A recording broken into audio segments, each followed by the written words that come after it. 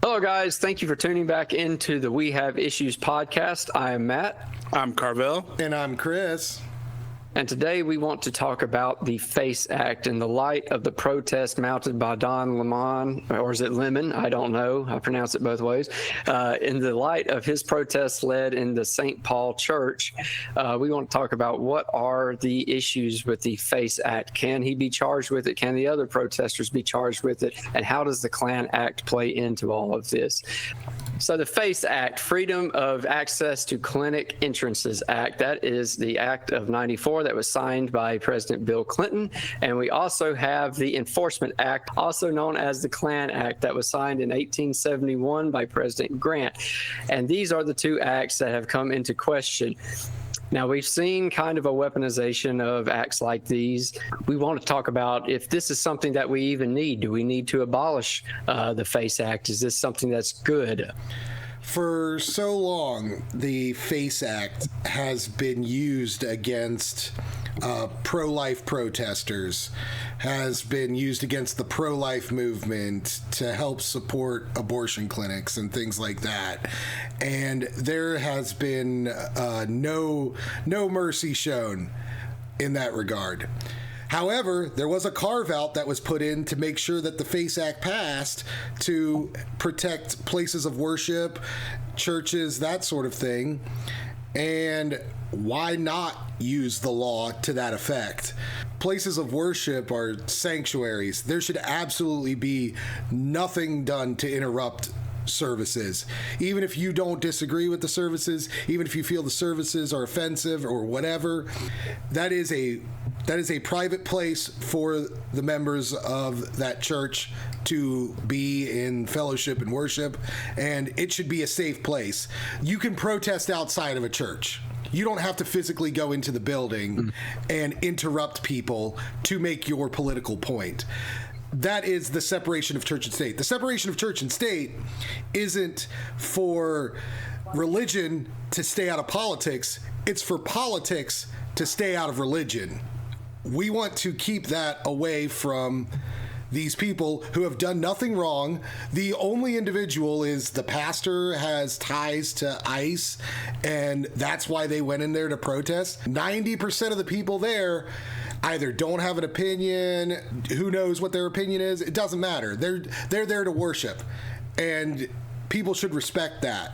God help us if, this was a far-right organization that stormed into a mosque in Minneapolis and interrupted their stuff because they were protesting the fraud there.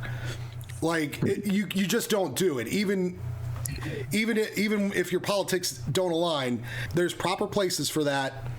And in my opinion, because of the seriousness of places of worship being sacrosanct, I don't have a problem with applying a harsh penalty to this as a deterrent.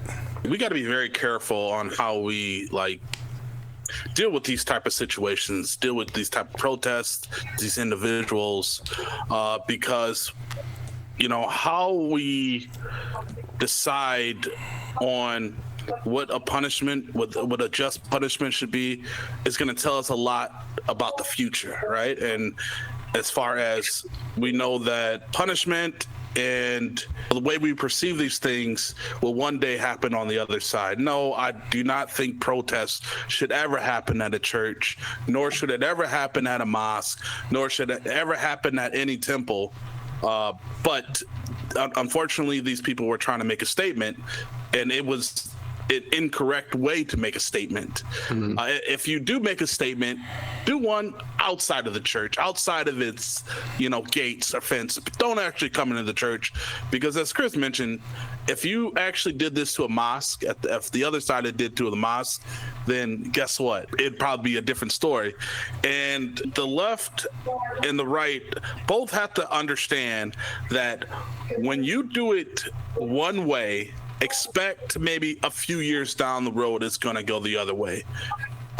Whether it be if you're pro-Islam, if you're pro-Hindu temples, Buddhist, whatever it may be, just expect it to go the other way, because I know a lot of people on the left, they love the idea of free thinking. They love the idea of maybe visiting a Buddhist temple, and they'll be the first ones to want to protect it.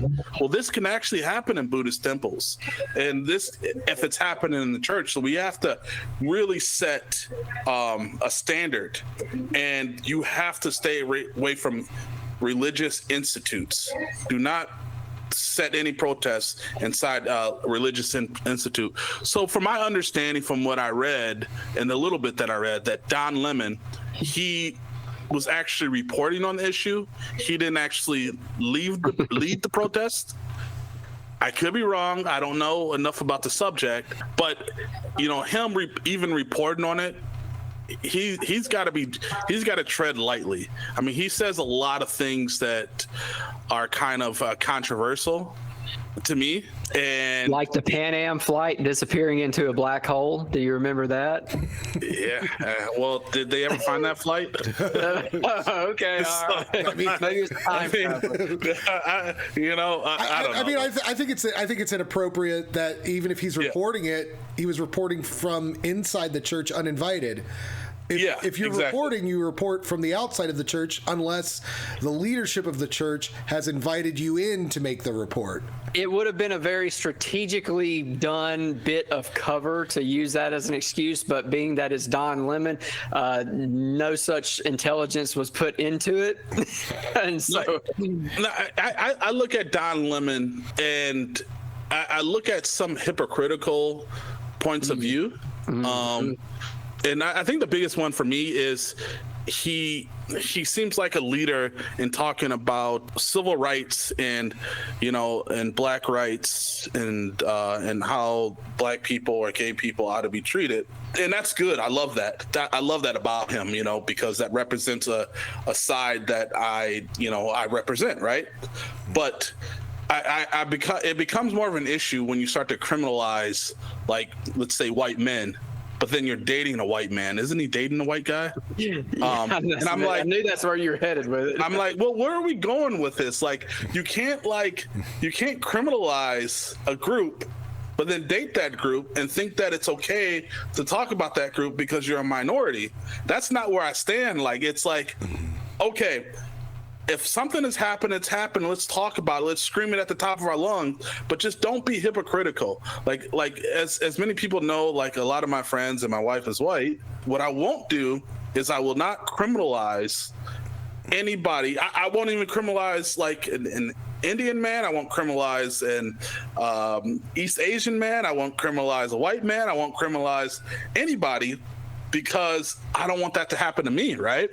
And so you got to do the exact same thing that you're for. So that's as far as I'm going to go with Don Lemon. He's a source that I'm like, okay, I don't know how hypocritical this is. But him actually going inside the church and reporting on that, and that rubs me the wrong way, because I love the church, and I do think the church is a symbol of just love, peace, and freedom, and to go in there to protest love, peace, and freedom, that's just, it rubs me the wrong way. But I don't think you should do that in any church. You shouldn't do it. You shouldn't do it in any institute. You shouldn't do it in the mosque. You shouldn't do it in the synagogue. You shouldn't do it in any Buddhist temples.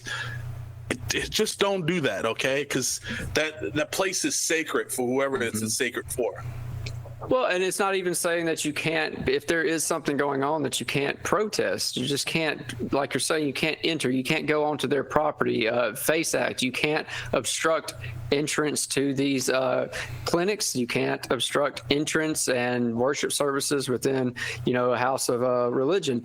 And so, to me, the FACE Act needs to go away. I think this is bad law. It's tit for tat. That's my main complaint about it. Whenever you take something and this is to protect against this, and then the other side comes in, it's like, well, then we want protections on this, and you have a merger of a law that is protecting on both extremes. This is something that's going to go back and forth depending on who's in power. Like we saw with the Biden administration, very much abused against pro-lifers. It was like 92% of the FACE Act violations that were brought by the Biden administration that was all toward pro-lifers. So a little bit one-sided there. But turn it around, and you can do the same with the right. And that's what's going to happen here. That's what they're trying to do. And honestly, the FACE Act is there. And like you said, Chris, it's time to make an example of people. We may as well use it because that's what it's for. Personally, I would rather handle things like this. We've always talked about handling it on a cultural level, on a societal level as a community. And then if that fails to work, then you have the government step in to do this regulation. The problem with the FACE Act, in my opinion, is we already have the tools in place to guard against this. The FACE Act was unnecessary. To me, it was a bunch of pink-haired feminist protest professors from the colleges that pushed this into being, because honestly the FACE Act was a little bit late in the game. If you want to make the case that abortion clinics came under a lot of attacks, starting in the 1970s and going on through up into the 90s, that's very much true. If you look at the numbers, abortion clinics, places that provide women's care, as they call it, those have been under attack far more than pro-life facilities and family counseling and religious institutions that are offering those services. So maybe in the 70s the FACE Act would have made sense. Doesn't make sense anymore.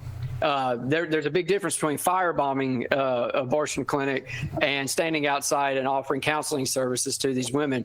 If it was truly about women's health and women's pregnancies, you would want them to have access to all the resources that you could give them, but that's not what's happening. And so that's why I'm glad, Chip Roy kind of has pushed back on the FACE Act and wants to get it gone. Now, Don Lemon in particular, like you said, Carvell, he went under the guise of he was reporting on the issues, but he did go into the church. He was leading the questions. His questions were kind of loaded. He was intimidating. There were kids crying. Obviously, he had some kind of insider knowledge that this was going to be happening. I mean, Don Lemon didn't just show up in St. Paul and be like, "Oh, look, I stumbled upon a protest." And then he has, he goes on to conduct his little interviews.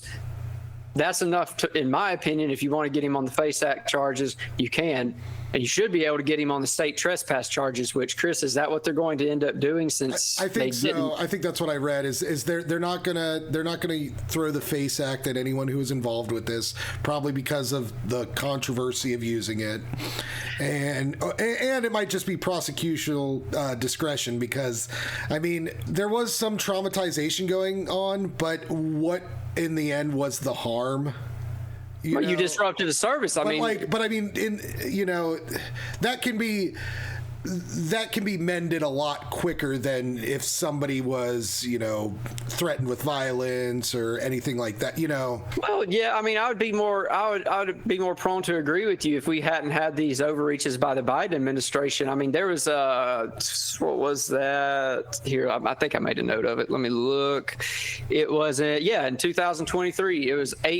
There was 8 pro-life protesters that, I mean, they were on the hook, potentially seeking 11 years for them. And some of these are like grandparents and stuff. And then you had Mark Houck, the gentleman, he was protesting and praying, and one of the escorts for the clinic became belligerent and kept harassing his son. Mark pushed him away, and he ends up getting pulled out of his house, by armed FBI agents pointing long rifles at him and his family. So, the abuse is already there.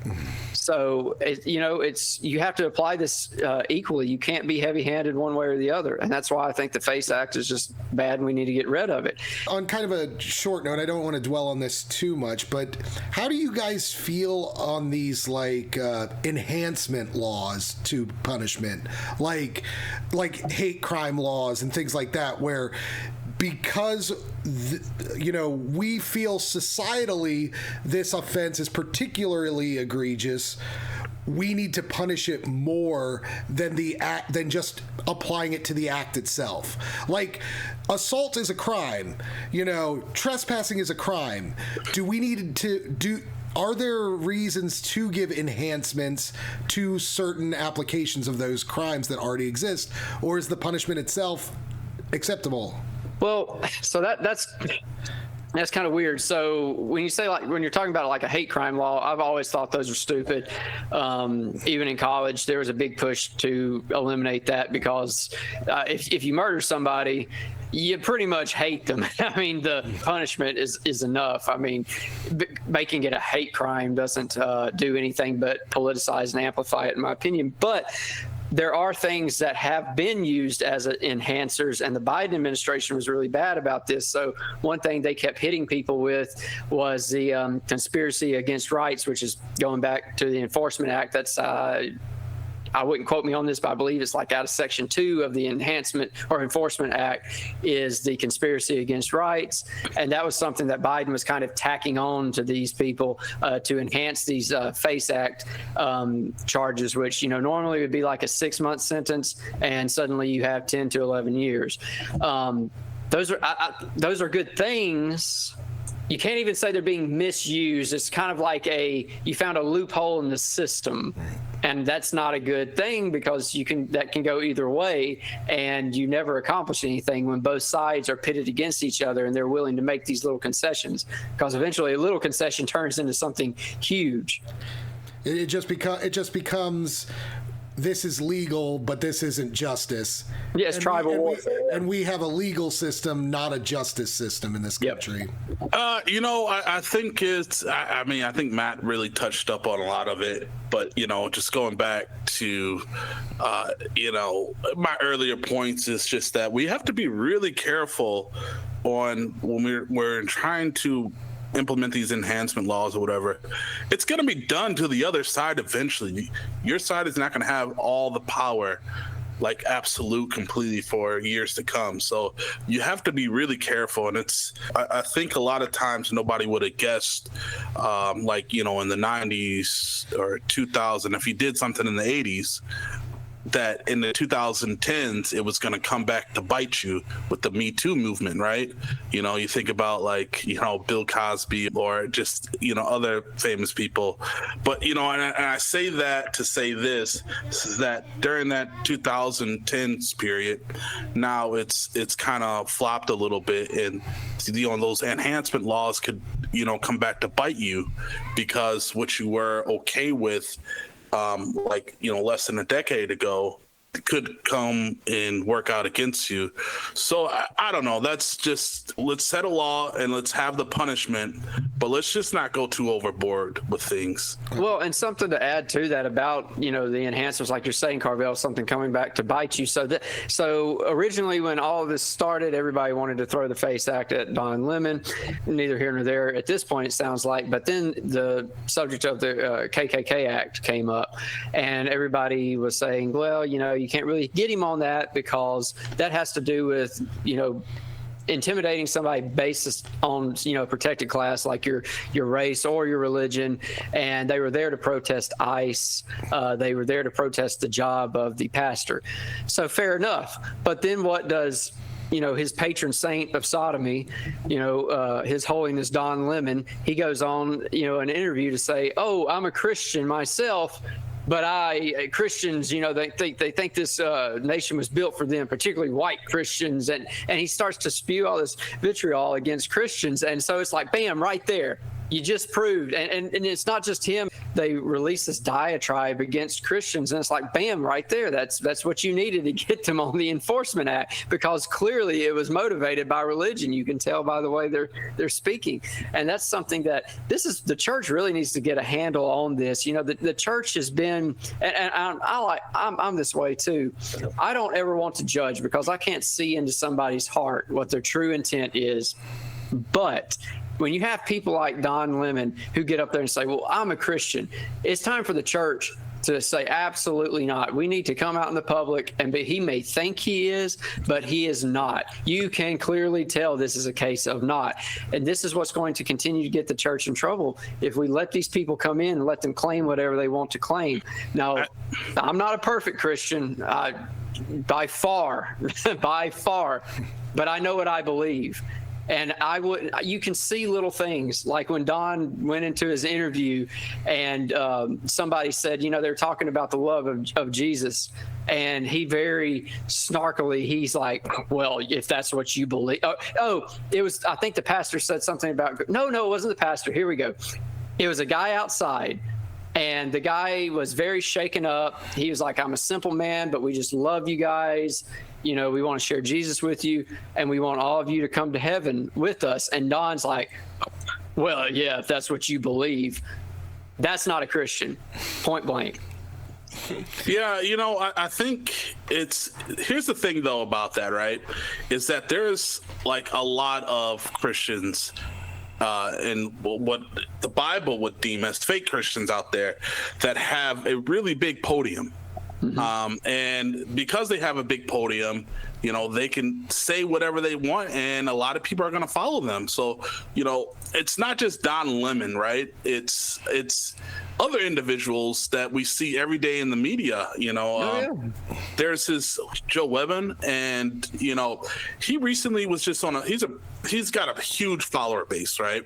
And I believe he's a Christian pastor, and he just recently was just talking about a far-right Christian pastor, and he was just talking about the interracial marriage was a really bad thing, and interracial marriage is a way to get rid of all white people. And it's that fear that's being put in, the everyday Christian hearts. And then we got Don Lemon on the other side.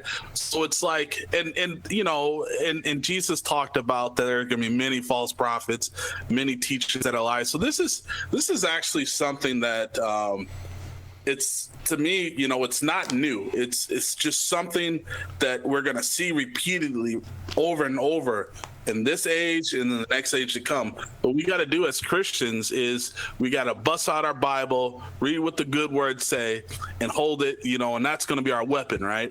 But it's good that we have people like you, Matt, that recognize when you're talking about being a Christian, but you're not doing Christian things, and you're letting the people know, like, hey, you guys, this guy says he's a Christian, but look what he's doing. He's not doing Christian things and stuff. And, likewise, like this Joel Webbon, people like us have to stand out and say, hey, this is actually not what the good book teaches. Do not follow it. And other things of what the good book teaches. And if you read the good book, Jesus pretty much emphasizes, like, sometimes the people, they don't want to hear the word, they don't want to hear the gospel, they don't want to hear the truth. Just let them be and live in their own world. The thing about that, and what that tells me, is we have to be really careful with these enhancement laws, right? Where don't punish people to the extreme because you're against them, because that's not what Jesus would do. People need to bring back that wrist bracelet. What would Jesus do, right? And that's what I'm getting at, is that if we got authority on our side and we got all the power on our side, you got to act justly. So what do you guys think that the party feels about the FACE Act, and what should we be feeling about it? The majority wants to maintain the right to protest. This is almost a 50% majority. Maintain the right to protest just as long as they're not on property or disrupting the interests. That's basically what the FACE Act guarantees. Then there's the 17%, which includes you and I, Chris, who says they should be prosecuted. And then the next quarter say they are violating trespassing laws and should not be charged under the FACE Act, which should be repealed. But I've looked at those people that believe that, and they don't want them charged under the FACE Act simply because they believe the FACE Act should be repealed. But it's still law, so it's still there. It's a principle thing, not a legalese thing. Mm-hmm. Looking at the discussion, it sounds like nobody likes the FACE Act. Mm-hmm. But they support the spirit of it.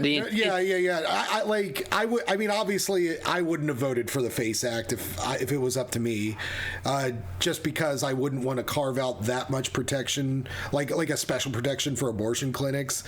However, I will say, I don't really see an issue with the things that the FACE Act blocks, like impeding someone from entering or exiting a facility, physically stopping someone, that's not really appropriate. But the issue with that is there's already laws that do that. Right. But like, I mean, if you say you're against the FACE Act, does that mean that like you don't think that these should be, that people who are against abortion clinics should be able to do these things? I mean, trespassing, committing violence against anyone, vandalism, threats of violence, stalking, arson, bombings, intimidation, even pro-life, supporters like us, like, I would never do these things to a pro-choice person.